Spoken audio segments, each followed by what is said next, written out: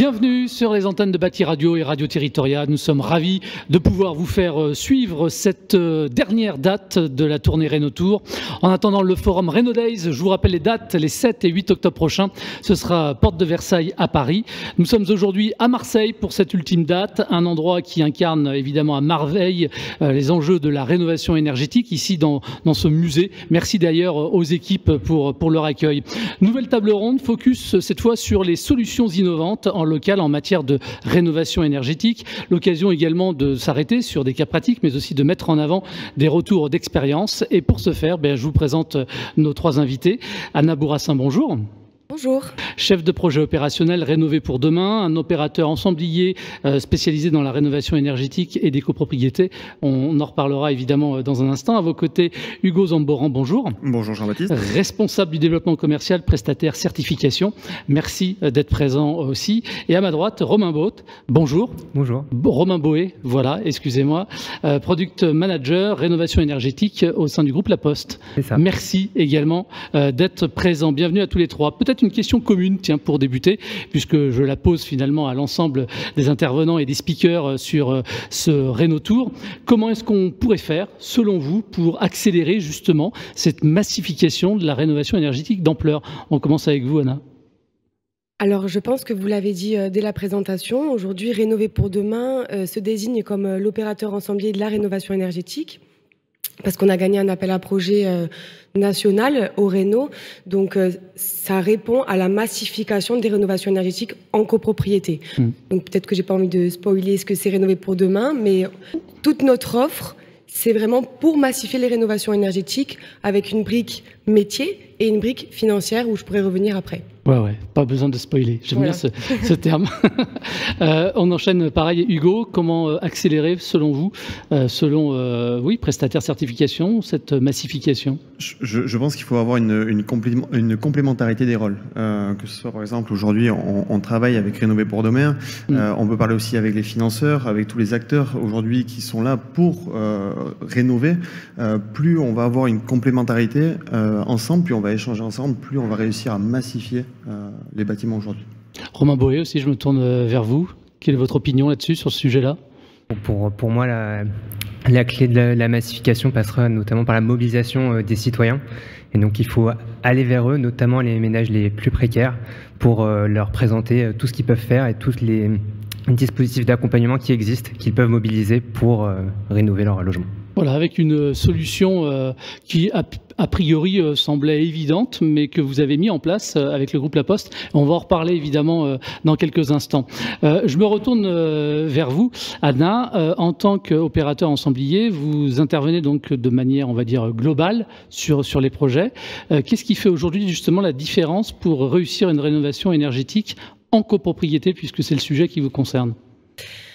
Alors, Rénover pour demain, donc déjà, ça est créé depuis fin 2023, avec une ambition claire, celle d'accélérer les rénovations énergétiques en copropriété, avec une approche globale et centrée sur la performance.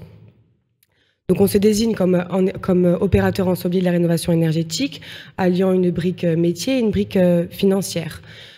Côté métier, on se veut être l'interlocuteur unique de tout projet de rénovation.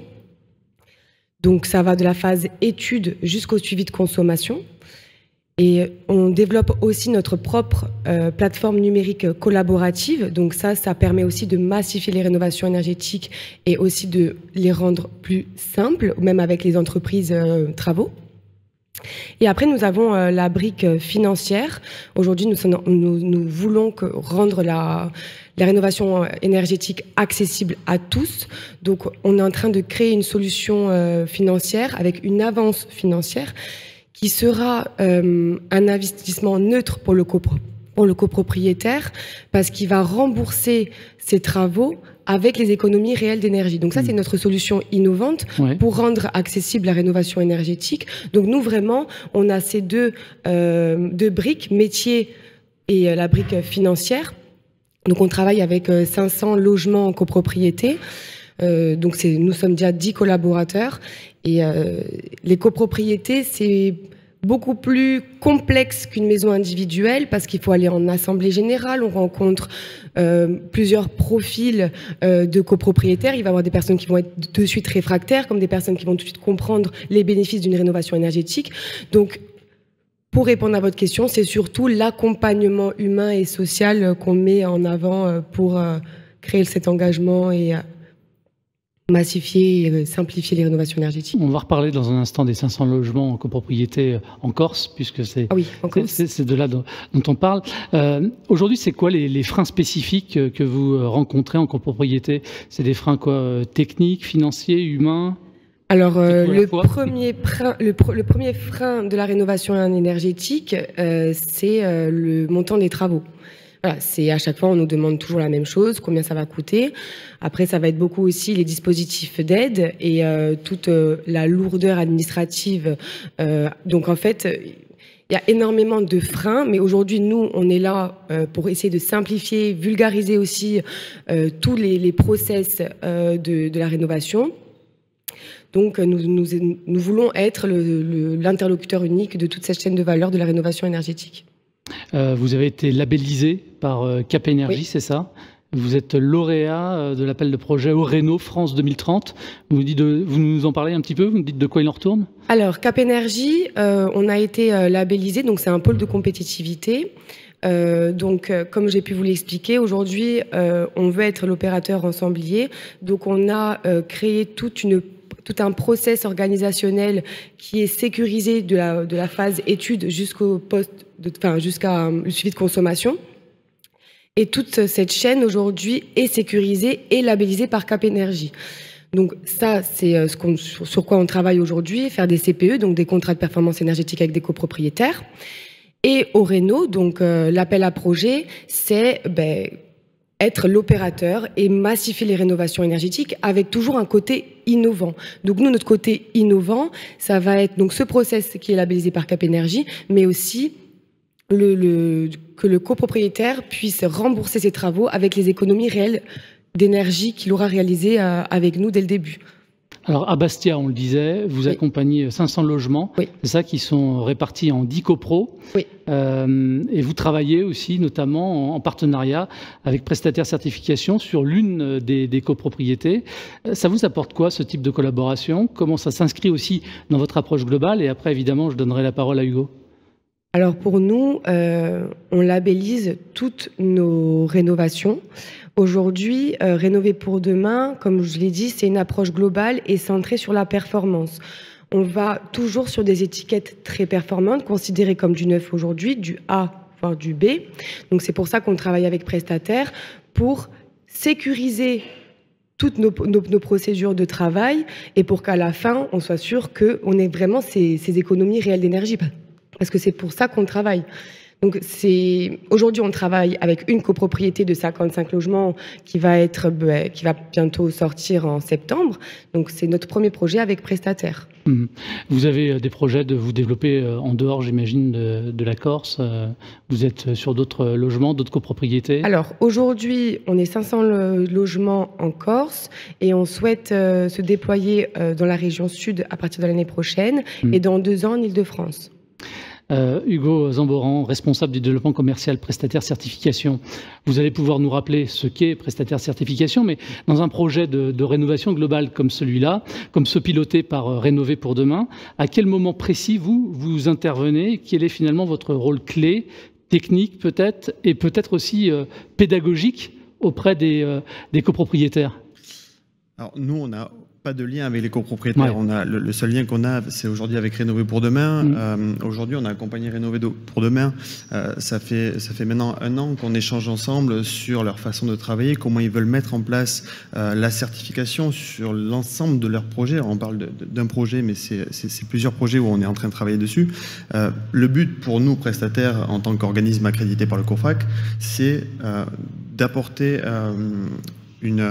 un avis sur opération, donc quand ils sont en phase esquisse, APS, vraiment au tout début des rénovations, pour que la rénovation se passe au mieux et qu'ils aient le résultat attendu derrière. Comment ça fonctionne, Prestataire Certification, très concrètement? Alors, concrètement, prestataire certification, donc on fait partie des organismes, je le disais, accrédités par le COFRAC pour certifier la performance énergétique, environnementale et sociétale des bâtiments, que ce soit du logement neuf, logement rénovation, tertiaire neuf, tertiaire rénovation et tertiaire exploitation. C'est un peu long, mais on est le seul acteur à avoir autant de panels. Comment ça se passe? On va prendre un cahier des charges sur une rénovation, par exemple, c'est pour ça qu'on est là aujourd'hui, et on va valider des exigences qui vont être en phase conception, les valider en phase exécution pour aboutir à une qualité post-travaux. Et sur l'exemple des copropriétés de Bastia, avec Rénover pour demain, c'est quoi les spécificités que vous avez rencontrées sur place? Là, vous pouvez compléter tous les deux. Je peux répondre un peu. Oui. Nous, comme on travaille sur l'aspect global de la copropriété, donc on rentre dans tous les appartements d'une copropriété. Donc ça veut dire qu'aujourd'hui, nos projets ils vont être labellisés sur la copropriété dans l'ensemble. Mais pourquoi on arrive avec des performances? C'est parce que vraiment on rentre dans tous les appartements, on fait des plans de niveau de tous les appartements, les systèmes de chauffage, l'eau chaude sanitaire, la ventilation, tout ce dont on a pu parler à l'autre table ronde, tout ça, on le fait à chaque appartement. Et aujourd'hui, Prestataire est là pour nous accompagner, pour aussi simplifier notre travail individuel dans le collectif.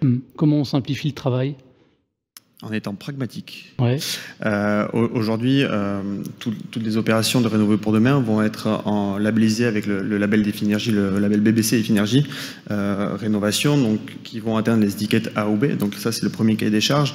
Et en plus de ça, Rénover pour demain attend un profil spécifique pour mettre en place un cahier des charges sur chaque copropriété qui va permettre vraiment de travailler sur la qualité pour tous les occupants des copropriétés. Certaines voix, je ne sais pas si c'est le cas, dans le secteur trouvent que la certification est trop complexe ou inaccessible pour les petites copropriétés. Vous en pensez quoi? Et après, évidemment, je demanderai à Hugo de réagir. Moi, je pense que, comme j'ai pu dire, quand on individualise dans le collectif et qu'on rencontre chaque copropriétaire, qu'on rentre dans leur appartement, qu'on apprenne à les connaître et qu'on apprend à connaître comment ils vivent, c'est plus facile parce qu'on a déjà toutes les réponses dans les logements. Parce que quand on prend un exemple d'un bureau d'études ou d'un audit énergétique réglementaire, ils ne sont pas obligés de rentrer dans tous les appartements. Donc c'est déjà un peu plus compliqué lorsque c'est un audit réglementaire de faire vraiment des certifications et de travailler pour une certification. Mais là aujourd'hui, comme on rentre chez tout le monde et qu'on prend les considérations de tout le monde et qu'on sait comment ils vivent dans chaque appartement, on a déjà toutes les réponses. Donc c'est beaucoup plus facile aujourd'hui. Aujourd'hui, c'est facilitateur ce qu'ils sont en train de faire.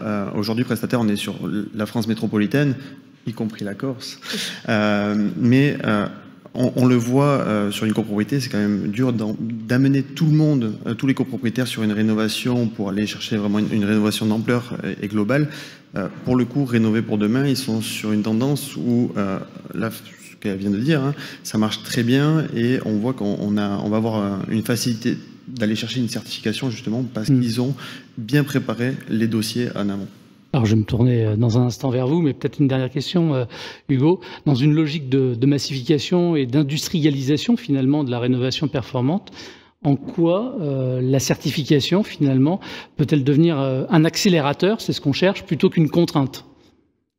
Le rôle de la certification aujourd'hui, c'est d'être un levier de qualité post-travaux. Le but d'une certification, c'est de valoriser un projet aujourd'hui. C'est un outil de preuve pour tout ce qui va être des maîtres d'ouvrage, des bailleurs, des collectivités ou des financeurs. Et grâce à ce levier, ça permet aussi aux maîtres d'ouvrage, aux bailleurs, d'aller chercher des financements sur des labels visés. Donc ça accélère les choses. Ça accélère les choses. Mais c'est un gage de qualité surtout. Romain Boé, vous êtes Product Manager, donc rénovation énergétique à la Poste. Première question un peu provocatrice comme ça, mais c'est volontaire, vous allez réagir. Quel est le rapport entre la Poste et la rénovation énergétique ? Je suis d'accord avec vous, de prime abord, il n'y en a pas. Mais en fait, on est aujourd'hui dans une logique à la Poste de diversification, notamment liée à la baisse du courrier. On essaye un peu d'inventer les nouvelles activités où le facteur pourrait jouer un rôle. Et en fait, dans le cas de la rénovation énergétique, on s'est dit, le facteur, il est capable, il y en a 60 000 en France, on maille tout le territoire et le facteur est capable d'aller voir tout un chacun et de le sensibiliser, d'aller vers lui, voire de le mobiliser sur les enjeux de la transition et notamment donc de la rénovation énergétique. Attendez-moi, le facteur, il n'est pas formé à la base pour parler de la rénovation énergétique. Alors déjà qu'il distribue le courrier, il remplit les feuilles d'impôt pour les personnes pour qui c'est compliqué, et maintenant, en fait, il va faire remplir un dossier sur la réno énergétique. Alors non, on n'est pas à ce niveau de complexité-là, il va juste préqualifier notamment, aller vers la personne, lui poser quelques questions, voir si, en fait, elle serait intéressée par des travaux potentiels et ensuite faire une mise en relation avec un acteur plus performant et plus compétent sur le sujet. Le questionnaire, il est établi par qui? Comment? Ça fonctionne comment? Alors c'est simple, on travaille avec des donneurs d'ordre, par exemple d'autres programmes C2E comme Territoire Zéro Exclusion Énergétique ou sur la métropole de Besançon, les facteurs sont allés à la rencontre de ménages modestes. Donc pour les rencontrer, on a fait un pré-ciblage en amont géographique pour viser les bonnes adresses. Et ensuite, le facteur, il vient à la rencontre de ses habitants, il pose quelques questions que le Territoire Zéro Exclusion Énergétique nous avait données.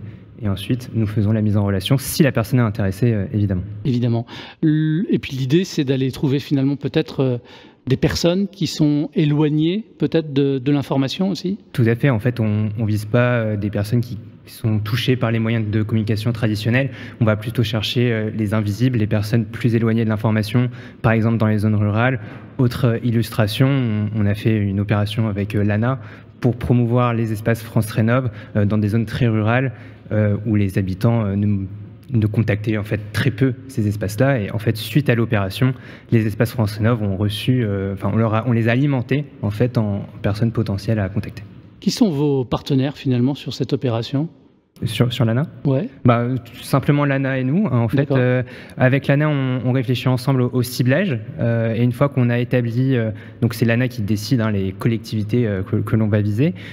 Ensuite, on contacte la collectivité, on met en relation avec les établissements courriers de la Poste pour identifier les facteurs qui vont se déplacer, qu'on va former quand même un minimum, leur donner des éléments de langage pour que quand ils sonnent à la porte, ils savent un peu de quoi il s'agit. Et ensuite, on prévient les habitants, on envoie un courrier à chacun pour, encore une fois, qu'ils puissent déjà, dès cette étape-là, s'opposer éventuellement à la visite du facteur. Mais en tout cas, on les prévient que le facteur va venir dans une semaine parler des espaces France Rénov et leur présenter un peu plus en détail. Donc le facteur arrive, il fait ce dialogue-là et ensuite il propose de répondre à un questionnaire de pré-qualification. Donc est-ce que la personne est propriétaire? Est-ce qu'elle a froid en hiver, chaud en été? Et ainsi de suite, pour arriver ensuite, si la personne a répondu aux questions, donner des bonnes réponses dans le sens elle est propriétaire donc elle pourrait mener des travaux par exemple, de mettre en relation et de prendre les coordonnées de la personne pour les transmettre à l'espace France Rénov. Le dispositif, il a été mis en place où ça? Donc là, c'était dans des communes rurales vers Saint-Lô agglomération et en Auvergne-Rhône-Alpes également. Ok. Et c'est quoi les premiers feedbacks? Alors déjà des personnes qui ont répondu au facteur. Et puis au-delà de ça, est-ce que ça a pu déboucher effectivement sur des travaux derrière? Est-ce que vous arrivez à mesurer ça? Alors on peut pas mesurer si ça aboutit à des travaux parce que nous, une fois que le contact est donné à notre donneur d'ordre, on ne fait plus de suivi, on n'est plus impacté, on n'est plus dans l'opération. En revanche, on est capable de mesurer que nos clients en fait récupèrent de nombreux dossiers qui sont ensuite capables de recontacter et là ensuite c'est à eux qui mènent la danse pour arriver à aboutir à des travaux éventuels. Et ça a vocation après à être diffusé dans toute la France, ce type d'opération? Ce type d'opération, il est duplicable partout en France. En fait, on a notre réseau de 60 000 facteurs qu'on peut mobiliser même en Outre-mer ou même en Corse sur ce type d'opération. Et le facteur, il distribue encore le courrier du coup? Toujours le courrier, c'est même sur sa tournée courrier qu'il fait cette opération-là. C'est-à-dire qu'il va passer devant chez vous et puis peut-être que votre voisin, en fait, il est concerné par l'opération, il va lui distribuer son courrier et en plus lui parler de la rénovation énergétique. C'est une superbe initiative, je sais pas ce que je vous demande votre avis, je ne sais pas ce que vous en pensez aussi, le fait qu'on aille voir directement comme ça la population qui est éloignée de l'information pour les informer des différents dispositifs qui existent pour rénover de façon... Franchement, je pense que ils sont. Enfin, moi personnellement, quand je fais des assemblées générales, donc c'est à peu près la même chose. On rencontre des gens pour la première fois et on leur explique qu'est-ce que c'est la rénovation énergétique. Ben, généralement, c'est très compliqué, voilà. Donc j'imagine pas comment les copropriétaires, enfin comment les usagers, la première réaction qu'ils ont en fait, si c'est plutôt ok, c'est de l'acceptabilité, ils disent ça c'est bien, ou au contraire ils disent oh là là, moi j'ai pas envie de rénover chez moi. Enfin, des fois on arrive avec des confrontations et c'est un peu compliqué, je trouve. Des a priori. Des a priori beaucoup. Oui, évidemment, la rénovation, elle a un peu souffert récemment d'une certaine image, et c'est là où en fait l'image du facteur en fait inspire confiance aux habitants. Le facteur est la deuxième personnalité préférée des Français, par exemple, pour vous donner une idée. Et en fait, ça permet tout de suite un peu de désamorcer cette méfiance et d'instaurer un dialogue basé sur la confiance. Et en fait, souvent aussi, le facteur, dans les zones rurales notamment, il va connaître en fait déjà les personnes. Donc ça amplifie cette confiance entre le citoyen et le facteur qui va vers lui pour lui parler de ces enjeux-là. C'est facilitateur. Alors, approchez bien du micro parce qu'on me fait des signes en disant qu'on ne vous entend pas assez fort. Voilà. Je disais, c'est facilitateur. Oui, c'est facilitateur. On est clair là-dessus. Malgré les contraintes là qu'on constate tous, malgré tout, qu'est-ce qui rend optimiste aujourd'hui sur l'avenir de la rénovation énergétique ?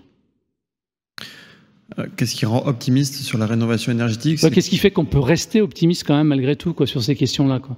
C'est qu'aujourd'hui, il y a des acteurs qui sont engagés justement pour aller chercher des rénovations. On l'a vu sur la table ronde juste avant, sur cette table ronde avec l'ensemble des acteurs. Nous, aujourd'hui, chez Prestataire Certification, on accompagne déjà des acteurs sur le territoire comme Erilia, 13 Habitat, des collectivités, donc avec des communes, CDC Habitat. Et c'est pas fini aujourd'hui. On va toujours chercher personnellement, chez Prestataire Certification, des certifications, comme là, il y a 15 jours, où on a certifié une opération sur Marseille pour le compte de CDC Habitat, en label BE Logement Rénovation, avec le label BBC Finergie version 2021. Vous êtes présent sur tout le territoire, tout le territoire. Y compris PACA. Y compris le PACA. Et donc, si je peux donner quelques chiffres sur le PACA. Bien sûr, ouais. Aujourd'hui, sur la région PACA, en certification, il y a 6900 logements engagés en certification. Si on resserre un petit peu sur les Bouches-du-Rhône, c'est 4500 logements en cours de certification avec le label BE Logement Rénovation et le label BBC Finergie. Et on en a aussi quelques-uns en Corse où on arrive proche des 1000 logements. Même chose, même question finalement. Qu'est-ce qui peut faire qu'on a le droit de rester quand même optimiste sur ces questions-là, sur ces sujets-là ? Alors, pour parler du cas de la Corse, on arrive dans le parc immobilier commence à saturer, donc on a beaucoup moins de possibilités de faire du neuf. Donc aujourd'hui, on a de la chance de faire de la rénovation énergétique sur des bâtiments qui datent des années 60-70 et on peut faire vraiment du neuf avec du vieux. Donc en fait, on part d'un constat qui est négatif, mais après on va vers quelque chose qui est positif parce qu'on peut faire des choses très innovantes, très performantes et du neuf. Donc la rénovation énergétique aujourd'hui, c'est un levier. Et les copros, elles sont réactives ? Pour nous, les copros, elles sont réactives aujourd'hui. Ouais. Ben, elles ont envie de ça, oui, bien sûr. Mais entre le moment où elles décident... Alors non, là, il y a beaucoup de changements. Ouais. Hein. Faut pas croire qu'ils arrivent et ils sont tous contents. Hein. Ouais. Mais alors, ce qu'il faut comprendre en copro, c'est que comme on individualise dans le collectif, ils sont tous acteurs de leur rénovation. Et quand on arrive à créer du lien entre eux, parce que vraiment, on met beaucoup l'accent sur l'accompagnement social, parce que sans accompagnement social, il n'y a pas de rénovation énergétique. Ça sort pas. Même s'il y a des projets super performants, super innovants, si on n'accompagne pas les copropriétaires, il n'y a rien qui se fait. Donc, nous, on est là pour vraiment les accompagner. Et ce qui est fou en copro, c'est que il y a un mouvement qui se crée et en fait, c'est la copro qui va vraiment vers la rénovation énergétique. C'est eux qui... En fait, il y a un mouvement qui se crée. Un effet boule de neige. Il y a un effet boule de neige. Et au tout début, je disais qu'il y avait beaucoup de personnes qui étaient réfractaires. Et souvent, les personnes réfractaires deviennent moteurs à la fin. Ouais. Mais vraiment, pratiquement dans toutes les copropriétés.